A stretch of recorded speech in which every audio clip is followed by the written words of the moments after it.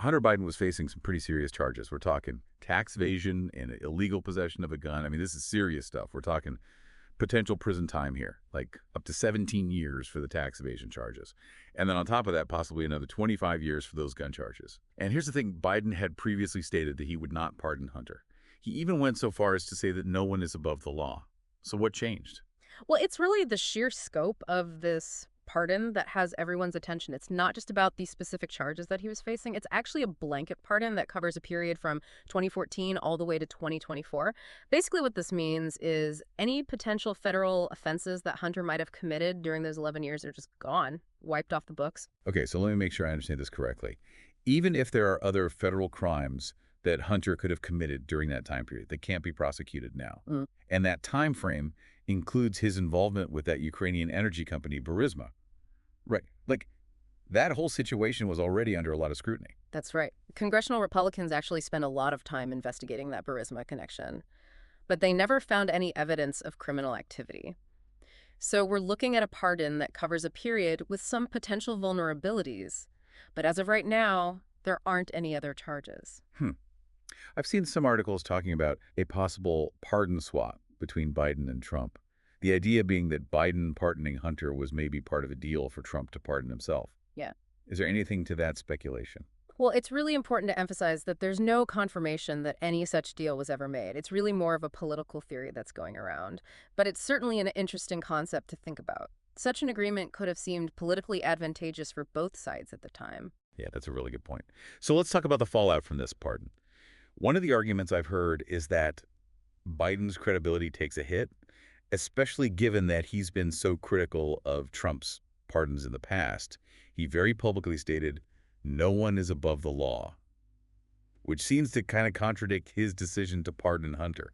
You're absolutely right, and that really raises questions about what the consequences of this could be. Could this embolden Trump to use the Department of Justice against his political rivals if he were to be reelected? I remember Trump has made statements suggesting that he'd go after people legally who he believes cheated in the election.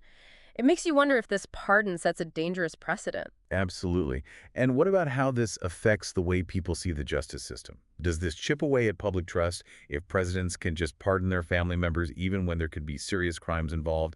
Feels like we're getting into some murky waters here. It definitely raises questions about whether the law is being applied fairly and equally.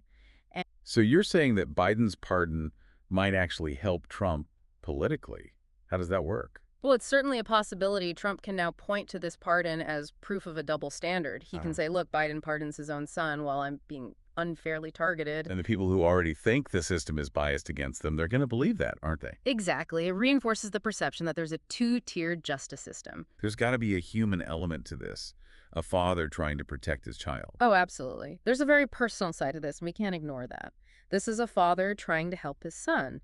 And we know that Hunter Biden has struggled with addiction, which probably contributed to these legal problems. And Biden has always been very open about his love for Hunter and wanting to support him through these tough times. Yeah. It's hard to separate the personal from the political in a situation like this. It really is, and that empathy is understandable. But the question is, does that justify a pardon that covers so many potential offenses?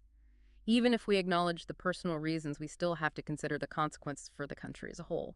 When a president pardons someone they're close to, it raises questions about whether justice is really blind, whether it's really impartial. It feeds into that idea that there's one set of rules for the powerful and a different set for everyone else. Exactly. And- And that cynicism, that erosion of faith in the system can be incredibly damaging to a democracy.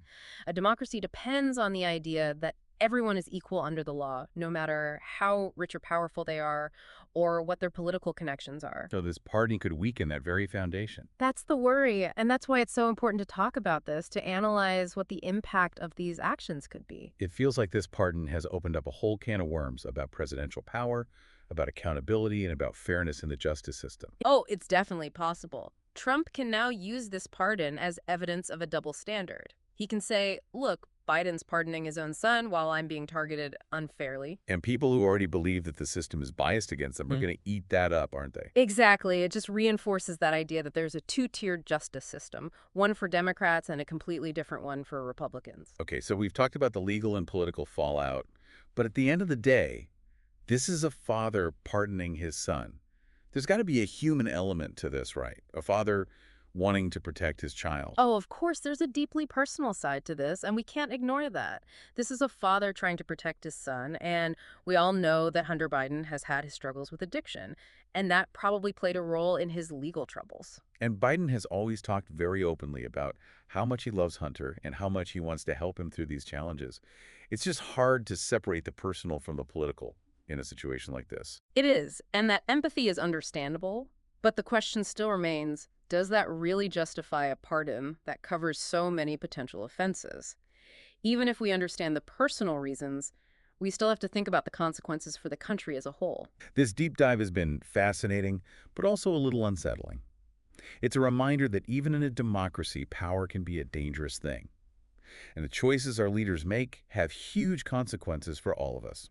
I agree. It really underscores how important it is for people to be informed and involved. We need to hold our leaders accountable, ask the tough questions, and demand transparency. So as we wrap up this deep dive, I want to leave you with one last thought to consider. Does this pardon set a dangerous precedent, or is it simply a father trying to protect his son?